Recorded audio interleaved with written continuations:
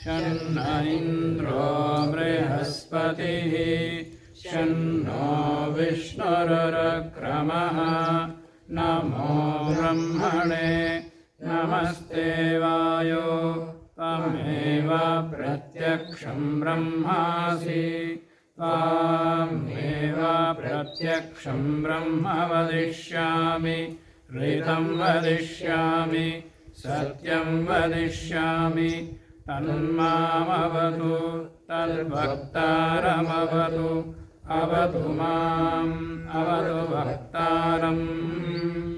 ॐ शान्तिः शान्तिः शान्तिः।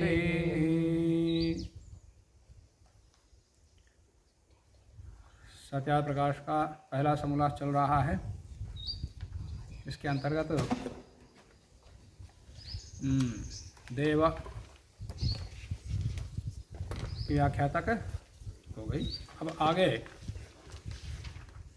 कुबेर नाम की व्याख्या करते हैं।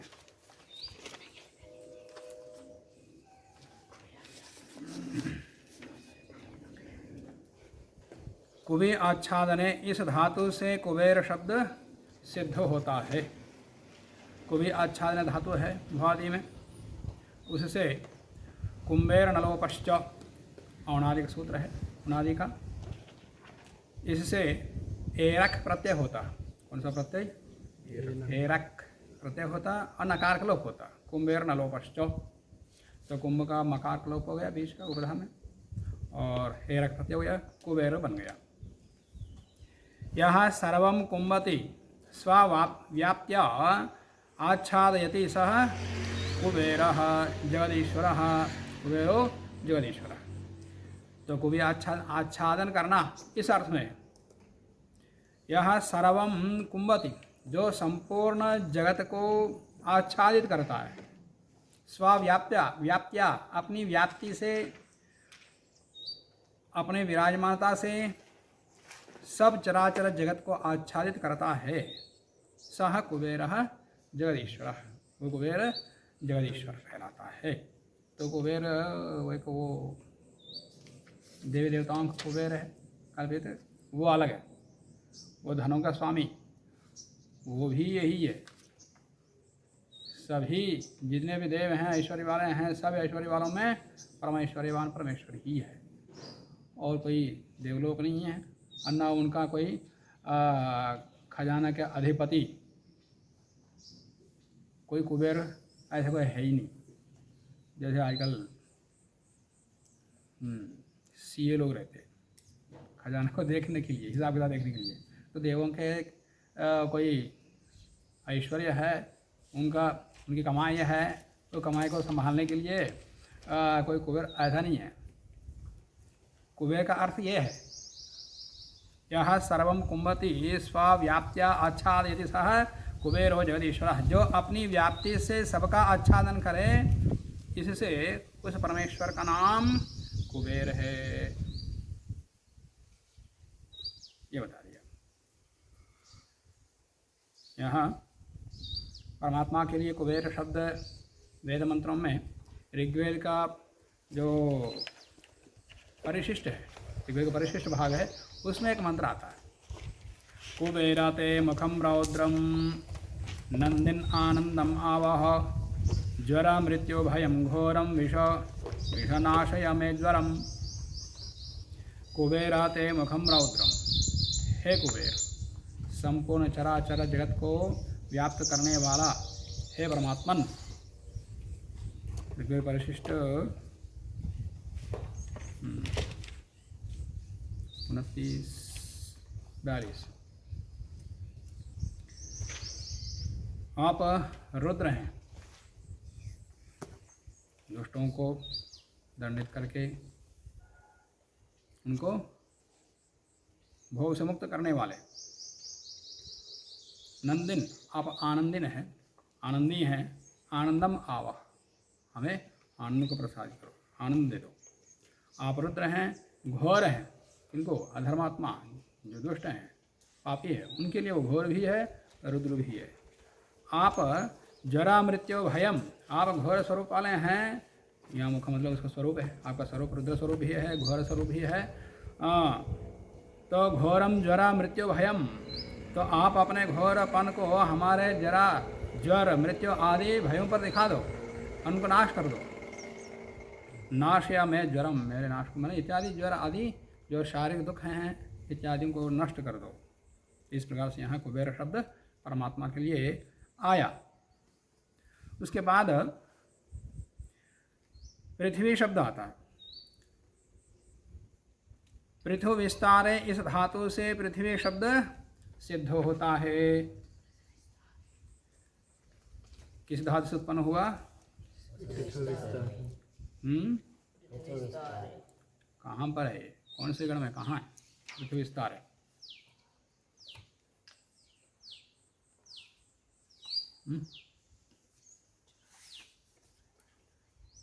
धातु पाठ में है या नहीं है?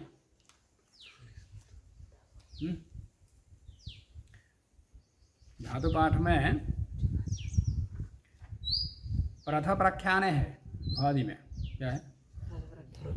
प्रथ प्रख्याने तो है, और चुरादि में पृथ प्रक्षेप है। क्या है? पृथ प्रक्षेप है। और प्रथ प्रख्यान है। प्रथ है, पृथु नहीं है। धातु में पृथु है ही नहीं, लोग आक्षेप करते हैं। यहाँ स्वामी जी ने धातु को निर्देश कर दिया है कि पृथ्वी विस्तार है, अधातुवान पृथ्वी विस्तार धातु है ही नहीं। जो पृथ्वी शब्द उनादि में बनता है, प्रथे है शिवन शवन श्वण संप्रसारणम छ, वहाँ भी प्रथ धातु का ही निर्देश है। प्रथे प्रथ धातु, प्रथ प्रख्याने धातु से शिवन शवन श्वन तीन प्रत्यय होते हैं। तीन प्रत्यय होकर के शीत होने से इंग्लिश होकर के पृथ्वी पृथ्वी पृथ्वी तीन शब्द बनते। और संप्रसारण का भी वहाँ विधान किया है। संप्रसारण किसको बोलते हैं? इज्ञान संप्रसारणम। तो यण रा को संप्रसारण कर री हो जाता है, तो रा है धातु में प्रथ, रा को संप्रसारण कर री हो जाएगा प्री। तो प्रथ धातु से पृथ्वी शब्द बनता है उनादि में, और यहाँ बना रहे हैं पृथ्वी विस्तार। चलो प्रथ धातु लें तो भी विस्तार अर्थ तो है ही नहीं, यहाँ विस्तार अर्थ ही ले रहे हैं। इस धातु से पृथ्वी शब्द सिद्ध होता है। यहाँ पर्थति सर्वम जगत विस्तृणाति तस्मा स पृथ्वी, इस प्रकार का अर्थ किया, विस्तार अर्थ किया। विस्तार अर्थ में ना प्रथ धातु है ना पृथु धातु, पृथु धातु तो है ही नहीं। फिर यहाँ कैसे निर्देश किया, ये आक्षेप यहाँ उठता है, संदेह उत्पन्न होता है। पृथ्वी विस्तार एक क्षीर तरंगणी में धातु है। क्षीर तरंगणी में उपाधि में ही 513 धातु सूत्र 513 क्षीर तरंगणी में है। और काशकृष्ण धातु पाठ में पृथ्वी पृथ्वी वो पृथ्वी पृथ्वी पृथ्वी पृथ्वी व्याप्तो, ये उपाधि में 668। तो वहाँ पर पृथु व्याप्तो है, तो यहाँ पृथु विस्तार है। तो व्याप्ति और विस्तार लगभग समानार्थक हैं। तो व्याप्ति का तात्पर्य सर्वव्यापक अर्थ ना लेकर के सीमित क्षेत्र में व्याप्त है अर्थ लें तो विस्तार का अर्थ ही नहीं होता।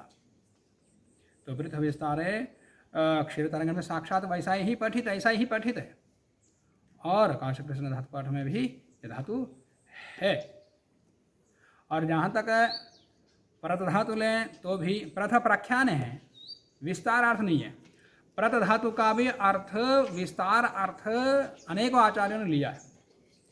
यद्यपि धातु पाठ में प्रथ प्रख्यान है, प्रसिद्धार्थ में है, परंतु विस्तार अर्थ में भी उस धातु को लेते हैं अनेकों आचार्य। जैसे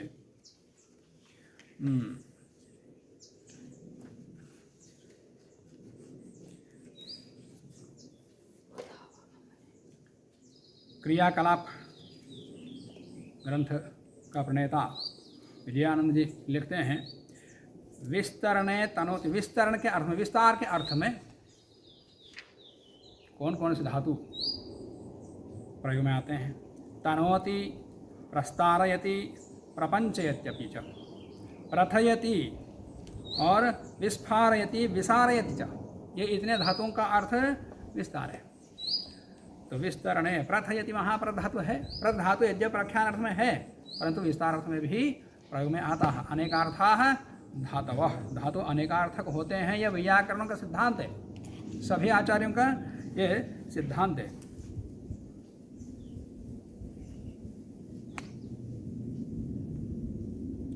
वासुदेव जी जो महाव्याकरण है, धातु काव्य की व्याख्या करते हुए वो लिखते हैं प्रथ प्रख्याने, जैसे पाणिनि धातु पाठ में है। आगे लिखते हैं प्रथ प्रख्याने विस्तारेपि अस्ति, विस्तारार्थ में भी है। इस प्रकार अनेकों आचार्य इसका अर्थ विस्तारार्थ भी लेते हैं। पृथ्वी का अर्थ करते हुए सायण ऋग्वेद में पृथु विस्तीर्णम, पृथ्वी का अर्थ क्या कर रहे हैं? विस्तीर्ण। ऋग्वेद के 3:8 पर वो लिखते हैं। पृथ्वी का अर्थ अंतरिक्ष भी है।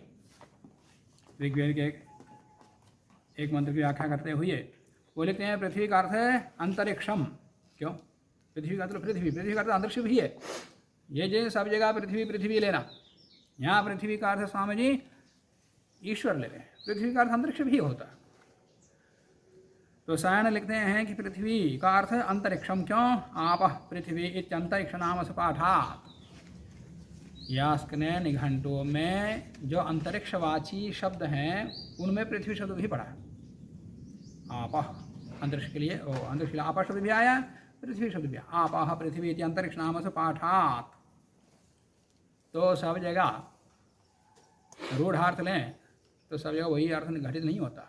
पृथ्वी का अर्थ कहीं पर आकाश भी लेना पड़ता है, अंतरिक्ष भी लेना पड़ता है, और जहाँ प्रसंग आया तो ईश्वर का भी लेना होगा। और अन्यत्र लिखते हैं सायण पृथ्वी मन विस्तीर्णम अंतरिक्षम। तो वहाँ विस्तीर्ण, अंतरिक्ष को पृथ्वी क्यों कहते हैं? वो भी विस्तीर्ण है। तो विस्तृतित्व जहाँ जहाँ पर दिखता है वहाँ वहाँ उसके लिए पृथ्वी शब्द आता है। ऋग्वेद के एक मंत्र व्याख्यान में वेंकट भाष्यकार लिखते हैं पृथिव्याः मन विस्तीर्णायाः ज्वालायाः, ज्वाला अर्थ भी लीजिए पृथ्वी का। पृथिव्याः मन विस्तीर्णायाः ज्वाला, ज्वाला फैली हुई है, विस्तृत है, तो उसके लिए भी विशेषण के रूप में पृथ्वी शब्द वहाँ आया। अन्यत्र सायण लिखते हैं प्रथितायाः विस्तीर्णायाः भूमेः। इस प्रकार अनेकों स्थान पर पृथ्वी शब्द का विस्तीर्ण अर्थ लिया जाता है। तो इसलिए यहाँ प्रथ प्रख्याने पठित होने पर भी अनेकार्थ धातवः, इस सिद्धांत के आधार पर विस्तारार्थ भी लेना चाहिए, अनेकों आचार्यों ने स्वीकार किया है। यहाँ पर पृथ्वी विस्तार है, इसी रूप में ये धातु चाहिए तो क्षीर तरंगिणी में साक्षात ये शब्द वैसे, ये धातु वैसे वैसे पठित है। तो पृथ्वी विस्तारे इस धातु से पृथ्वी शब्द सिद्ध होता है। यहाँ परथति सर्वम जगत विस्तृणाति तस्मा सह पृथ्वी, जो सब विस्तृत जगत का विस्तार करने वाला है, इसलिए उस ईश्वर का नाम पृथ्वी है। क्या अर्थ हुआ पृथ्वी का? संपूर्ण जगत को फैला देता है, इसलिए उस ईश्वर का नाम पृथ्वी है। और वह स्वयं भी उसमें फैला रहता है, इसलिए उसका भी नाम स्वयं विस्तृत रहता और संपूर्ण जगत को विस्तृत करता है। प्रथम संस्करण में लिखा है जो आकाश आदि से विस्तृत है, आकाश आदि से भी ज़्यादा विशाल है, फैला हुआ है, विद्यमान है, इसलिए परमेश्वर का नाम जो आकाश आदि कौन से विस्तृत है उसका नाम पृथ्वी है। इससे परमेश्वर का नाम पृथ्वी है। ये वहाँ पर जो स्वयं विस्तृत है उसको पृथ्वी कहते हैं, और संपूर्ण जगत को विस्तृत करता है। पृथ्वी को विस्तृत करता फैलाता, ऐसा नहीं, संपूर्ण जगत को विस्तृत करता है, इसलिए परमेश्वर का नाम पृथ्वी है। पृथ्वी का नाम पृथ्वी क्यों है? पृथ्वी को पृथ्वी क्यों कहते हैं? निरुक्तकार कहते हैं प्रथनात् पृथ्वी, ये फैली हुई है, इसलिए इसका नाम पृथ्वी है। तुम लोग एक मंत्र पढ़ते हो दर्शन सृष्टि में, पुराश बना करके पुराश को फैलाते समय एक मंत्र बोलते हो। कौन सा मंत्र बोलते हो? गुरु प्रथा स्वरु परधाम बोलते कि नहीं बोलते? पुराश को बनाते फिर उसको दबाते समय गुरु प्रथा स्व गुरु प्रथाम मंत्र बोल कर उसको दबाते, इसमें लोग विस्तृत हो जाओ। तो वहाँ भी विस्तार अर्थ में ही है।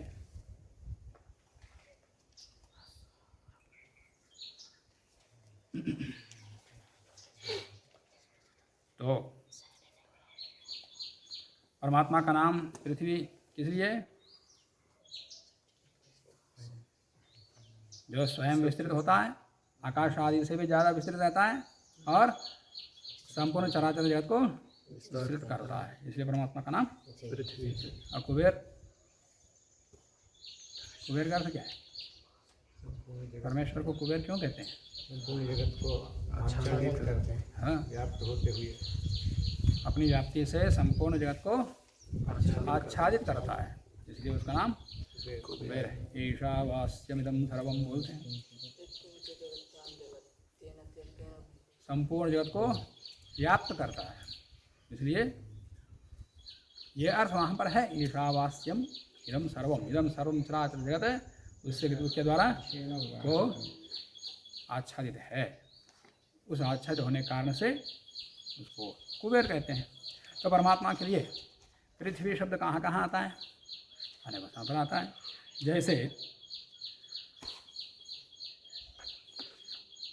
मैत्री उपनिषद में आता है, त्वम अन्नस्त्वम यमः त्वम पृथिवी त्वम विश्वम खम अथाच्युतः। त्वम अन्न, तो अन्न है, त्वम यमः, तो यम है, त्वम पृथ्वी, तो पृथ्वी है, त्वम विश्वम, तो विश्व है। अरे बता दिया था विश्व है। विश्व कहाँ आया?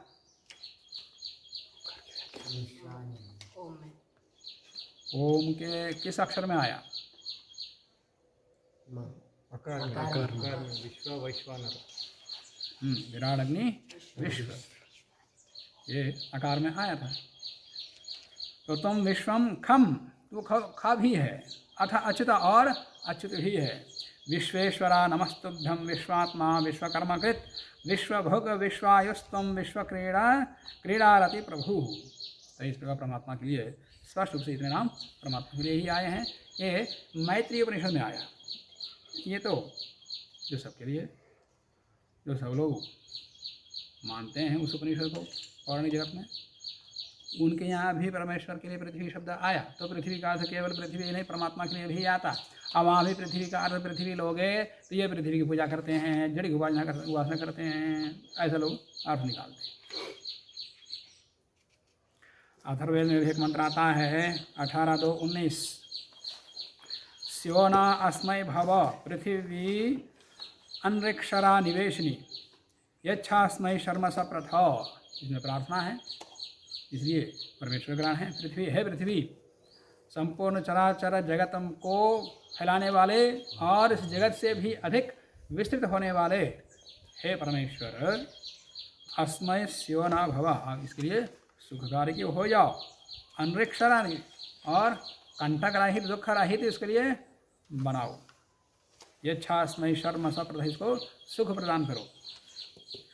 यजुर्वेद में एक मंत्र आता है 1-2, वसो पवित्रमसि द्यौरसि पृथिव्यसि। ये पवित्रमसि द्यौरसि पृथ्वी असी, तो परमात्मा यहाँ पृथ्वी है, तो ऐसा कहा जा रहा है।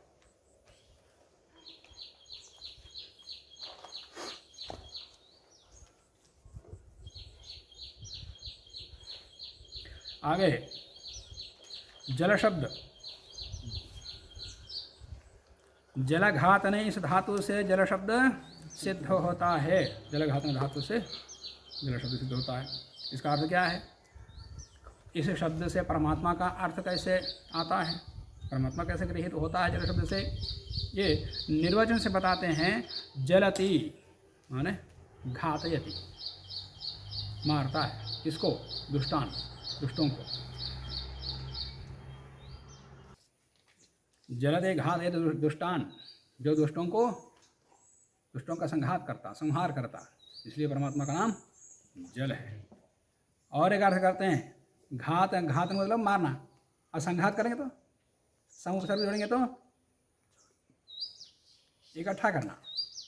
संघात माने इकट्ठा करना, एकत्रीकरण। संघातयति अव्यक्त परमाणुवादीन तद ब्रह्म जलम।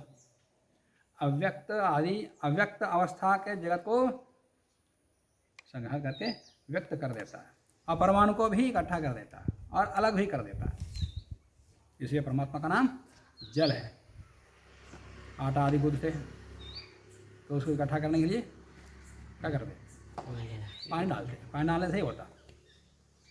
तो ऐसे ही परमात्मा बिखरे हुए परमाणुओं को क्या करता? वो इकट्ठा करता। वो स्वयं व्याप्ति से, अपने व्याप्ति से ही वो इकट्ठा करता। इसलिए वो उस समय वो जल रूप रहता। तो वहाँ जल का मतलब जल, उपनिषद आदि में जहाँ पर जल आएगा वहाँ जल का अर्थ ये जल लेंगे तो अभी सृष्टि बनी ही नहीं, अब प्रकृति का विकार शुरू हुआ ही नहीं, विकार शुरू करना है। तो वहाँ जल से उत्पत्ति हुई कहेंगे तो वो जल नहीं लेना। किससे लेना? परमात्मा। कहीं आकाश से उत्पन्न हुआ है, कहीं जल से उत्पन्न हुआ है, कहीं वायु से उत्पन्न हुआ है, कहीं दिशाओं से उत्पन्न, ऐसा भिन्न भिन्न प्रखंड दिखाई देते। लोग कहते हैं कि ये परस्पर विरुद्ध दिखाई देता है, विरुद्ध नहीं है। आकाश से उत्पन्न हुआ कहेंगे तो आकाश से परमात्मा का ही ग्रहण करना। जल से उत्पन्न हुआ कहेंगे तो जल से परमात्मा का ग्रहण करना। रूढ़ अर्थ प्रसिद्ध अर्थ एक ही लेंगे तो फिर अनर्थ होता। तो संघातयति अव्यक्त परमाणुवादीन तद ब्रह्म जलम। जो दुष्टों का ताड़न करता है वो जल कहलाता। ये जल दोषों का संघात नहीं करता। कौन करता है? परमात्मा करता है। जो दोषों का ताड़न करता है इसलिए परमात्मा का नाम जल है। और दूसरा अर्थ क्या करते हैं? अव्यक्त तथा परमाणुओं का अन्योन्य संयोग और वियोग करता। संयोग ही नहीं करता, वियोग ही करता। आटा गूंथते हैं तो कुछ जुड़ते हैं फिर जुड़ता है, करते ना। संघात करते हैं फिर तोड़ते हैं, संघात करते तोड़ते हैं, तब जाके गूंथता हो। तो पर वो ऐसा नहीं, वो भी संयोग वियोग करता रहता है। तो संयोग वियोग करता है वह परमात्मा जल संज्ञक कहलाता है। इसलिए वो संयोग वियोग करता है, इसलिए परमात्मा नाम जल है। यद्वा, और एक निर्वचन बता रहे हैं, अथवा कह करके यद जनयति, जो इसको सकलम जगत, संपूर्ण जगत को उत्पन्न करता है। लाति सकलम जगत सुखम व तद ब्रह्म जलम। संपूर्ण जगत को उत्पन्न करता है और लाति सुखम, और सुख देता है। तद ब्रह्म, वो ब्रह्म जलम, जल कहलाता। अथवा जो सबका जनक है और सब सुखों को देने वाला, ला आदाने है और ला दाने भी है, तो सब सुखों को देने वाला है, इसलिए परमात्मा का नाम जल। कितनी बार बता दिया? जगत को उत्पन्न करने के कारण से परमात्मा का नाम जल, सुखों को देने वाला होने से परमात्मा का नाम जल। ये दूसरे निर्वचन में। पहले वाले जल में और पहले वाले निर्वचन में दुष्टों को संघात करता है, दुष्टों का विघात करता है, इसलिए परमात्मा नाम जल। और संपूर्ण जगत का संयोग विभाग करता है, इसलिए परमात्मा नाम जल। दो अर्थ बता दिया। और दो अर्थ अगले निर्वचन में पूरे 4 अर्थ बता दिया। प्रथम संस्करण में कुछ विशेष लिखते हैं, वहाँ के भाष्य पढ़ता हूँ। इस धातु से जल शब्द सिद्ध होता है। इस धातु से जल प्रतिघाते, यहाँ जल घातने हैं, वहाँ जल प्रतिघाते हैं। जल प्रतिघाते इस धातु से जल शब्द सिद्ध होता है। प्रतिहंति अव्यक्त परमाणुवादीन परस्परम तज्जलम, ये अर्थ किया। उसकी व्याख्या करते हुए कहते हैं जो अव्यक्त से व्यक्त को और माने अव्यक्त प्रकृति को व्यक्त अवस्था में कर देता है, इसलिए परमात्मा का नाम जल है। और दूसरा अर्थ बताते हैं एक परमाणु से दूसरे परमाणु को अन्यान्य संयोग और वियोग के वास्ते जो हनन प्रतिहनन करने वाला होय उसका नाम जल है। जो परमाणु को एक दूसरे से संयोग भी करता है, वियोग भी करता है, ऐसा जो करता है उसका नाम जल है। इससे परमेश्वर का नाम जल है। हनन किसको बोलते? तलवार पकड़ के किसी को मारना या हनन नहीं होता, प्रतिघात है ना, घातन प्रतिघातन।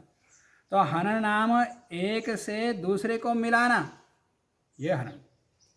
हनन नाम हनन का अर्थ एक से एक को मिलाना। प्रतिहनन क्या है? प्रतिहनन नाम दूसरे को तीसरे को मिलाना। हनन एक को दूसरे को मिलाना और दूसरे को तीसरे से मिलाना, तीसरे को चौथे से मिलाना, ये प्रतिहनन है।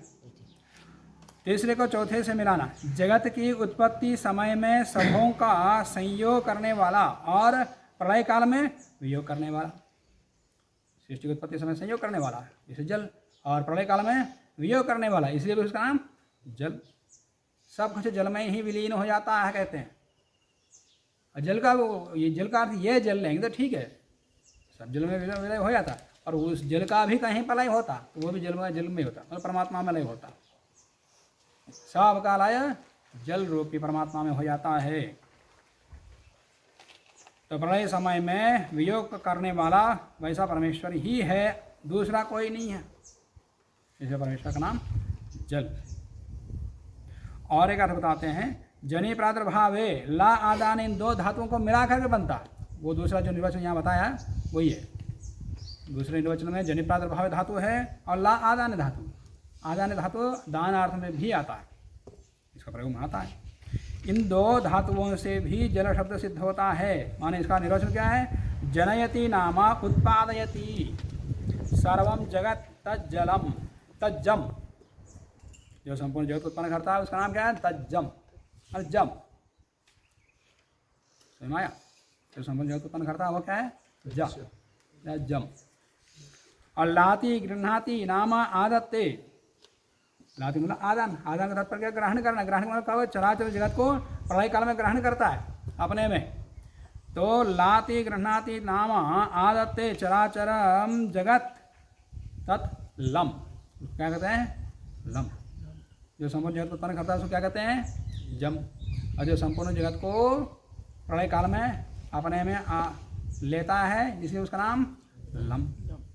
जम च लम च तज्जलम, जलम, जम च लम च जलम। तो जा और ला इन दोनों मिला करके जल शब्द बन गया। ये अर्थ वहाँ विशेष लिखा। ये जो दूसरे प्रकार का निर्वचन किया है उसको छांदोपनिषद में आता है, तज्जलान इति शांत उपासितो, छांदोपनिषद में आया तज्जलानि इति शांत उपासितो। तो जलान का तात्पर्य वहाँ क्या है? वहाँ मैंने बता दिया था। तज्जलान, जलान का मतलब जाग, मतलब उत्पत्ति को उत्पन्न, यानी प्रादुर्भाव धातु उत्पन्न करना। अल्लाह का मतलब लय करना या आदान करना अपने में। अनिति मैंने प्राणिति, समृद्ध जगत को चलाता, वो है जलानी। जलान, जलानी नहीं जलान। जलान का अर्थ क्या है? तीन भाग करो जलान का, इधर देखो, जलान का तीन भाग करके क्या हो गया? जा ला अन। जागा से जनि प्रादुर्भाव धातु उत्पन्न करना, और ला लाती आदान करता है प्रलय काल में। अनिति प्राणिति सृष्टि अवस्था में चलाता है, उसको धारण करता है। इसलिए जलान परमात्मा के लिए आता है। ये वेदांत में भी आया, उपनिषदों में भी आया। तो जल का निर्वचन हम भिन्न प्रकार से भी कर सकते हैं।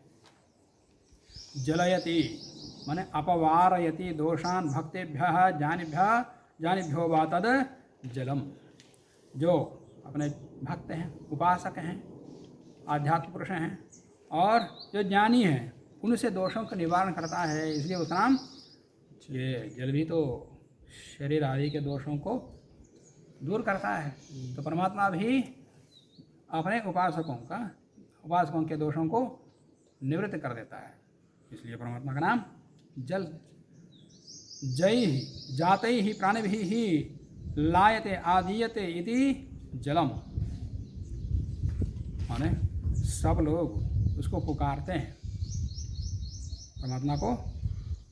प्राणिभिः ही जाते ही, जय ही माने जाते ही, जो उत्पन्न हुए प्राणी हैं, जाते ही प्राणिभिः ही ये लायते आदीयते, उनको पुकारते हैं, इसलिए परमात्मा का नाम जल है। वेदों में अनेकत्र कहा है कि माम हवन्ते पितरम न जंतवाह।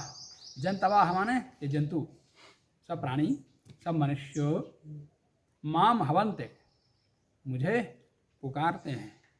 कैसे पुकारते हैं? पितरम ना कार्य यहाँ पर निषेध है। किसी शब्द के बाद ना शब्द आता है वो इवार में आता, शब्द से पहले ना आता है वो निषेधार्थक होता है। ये निरुक्त में एक व्यवस्था बनाई हुई है। तो पितरम ना माने पितरों के जैसा, जैसे पिताओं को बुलाते हैं वैसा ही पिताओं का पिता परम पिता परमात्मा को सब लोग पुकारते हैं।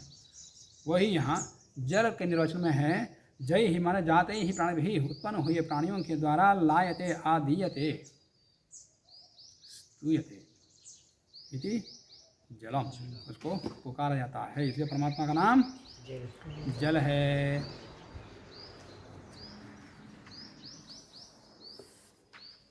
आगे आकाश, काश्रदीप्तौ, इस धातु से आकाश शब्द सिद्ध होता है। किस धातु से? काश्रदीप्त धातु से आकाश सिद्ध हुआ, माने आंग उपसर्ग पूरक काश्रदीप्त धातु है। यह सर्वतः सर्वं जगत प्रकाशयति सः आकाशः, जो संपूर्ण, जो सब ओर से सब जगत का प्रकाशक है, इसलिए उस परमात्मा का नाम आकाश है, जो संपूर्ण जगत को प्रकाशित करता है। जो अव्यक्त अवस्था में था उसको व्यक्त अवस्था कर दिया, व्यक्त अवस्था होने के बाद भी उसमें प्रकाशित लोगों, प्रकाश युक्त लोगों को बनाया और उसके माध्यम से पृथ्वी आदि अन्य पिंडों में प्रकाश को फैलाता है।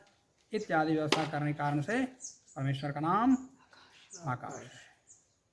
आकाश जैसे व्यापक होने से भी उसका नाम आकाश है। जैसे कम ब्रह्मा कहा जाता, ये जल शब्द के लिए परमेश्वर का जल शब्द कहाँ आता है, इसका प्रमाण अभी अन्वेषणीय है। जब मिलेगा तो बता दूंगा। भाव तो प्रकट आता, परंतु जल शब्द परमात्मा के लिए।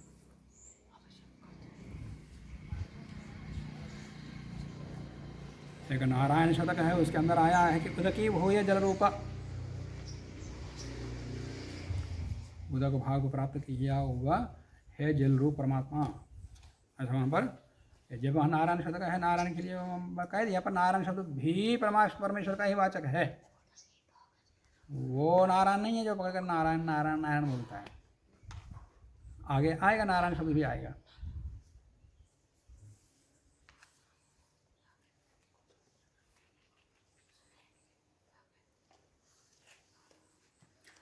तो इस निर्वचन के आधार पर आंग पूरक काशदीप्त धातु से हम इसके निर्वचन भिन्न और भी कर सकते। आसमन्तात काशन्ते प्रकाशन्ते सूर्यादयो अत्रो इति आकाश, माने सूर्य आदि जहाँ पर जिसके अधीन में रह करके, जिसके अंदर रह करके प्रकाशित होते हैं, उस पर इसलिए परमेश्वर का नाम या उसको आकाश कहते हैं। जहाँ पर विद्यमान रह करके सूर्य आदि प्रकाशित होते हैं, कहाँ पर रहकर प्रकाशित होते हैं? परमेश्वर में ही, इसलिए परमेश्वर का नाम आकाश है। तमेव भान्तम अनभाति सर्वम तस्य भाषा सर्वमिदम विभाति, उपनिषद में आता ही है। और आकाश समन्ता चारों ओर, आ समन्ताद काशयति प्रकाशयति वेदान सृष्टियादो इत्याकाशः, सृष्टि के आदि में वेदादि को प्रकाशित करता है, इसलिए भी परमेश्वर का नाम आकाश है। और जब यहाँ प्रकाश का अर्थ जगत को प्रकाशित करने वाला एक अर्थ है, और प्रकाश लोगों को उत्पन्न करने वाला एक दूसरा अर्थ। तीसरा अर्थ सृष्टि के आदि में वेदों को प्रकाशित करता है, वेदों को प्रकट करता है, इसलिए परमेश्वर का नाम आकाश। ये भी है, और भिन्न प्रकार से भी कर सकते।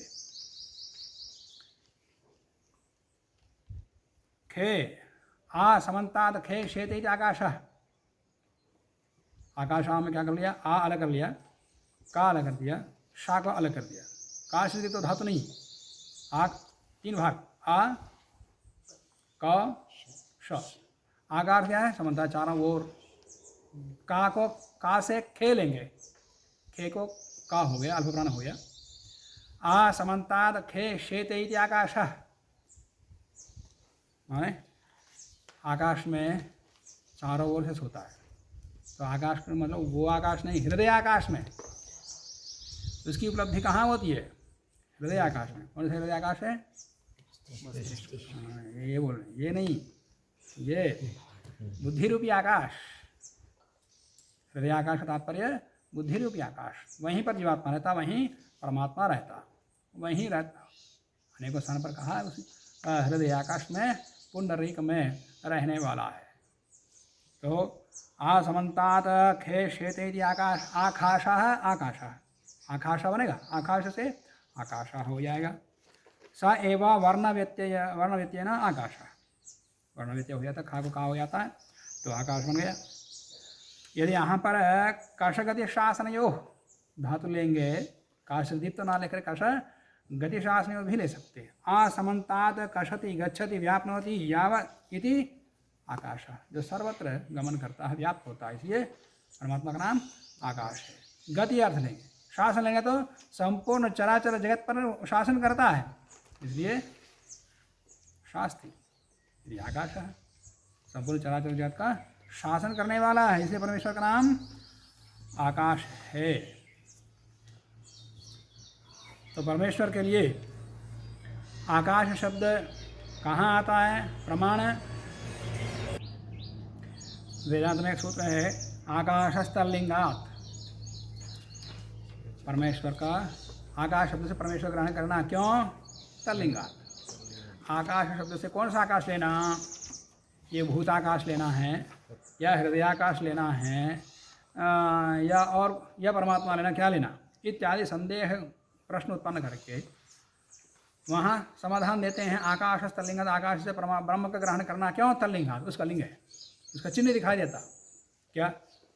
सर्वाणि हावा इमानि भूतानि आकाशादेव समुत्पद्यन्ते, छांदोपनिषद वहाँ लिंग के रूप में, प्रमाण के रूप में बताया जाता।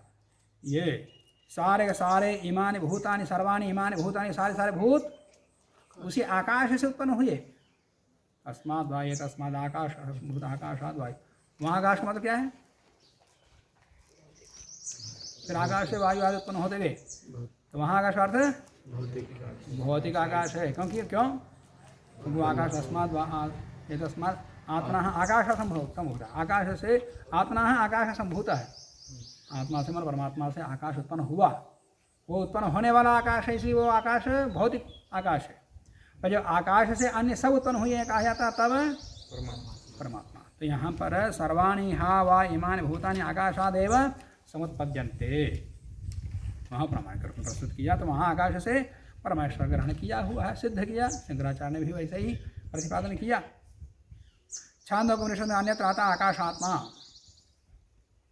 आत्मा परमात्मा, आकाश परमात्मा। तैत्तिरीय उपनिषद में भी आता है, को ही एवा अन्यत कह प्राण्यात यद ऐसा आकाश आनंदो न स्यात्। ये आनंद रूपी आकाश ये ना होता, कौन जीवित रहता?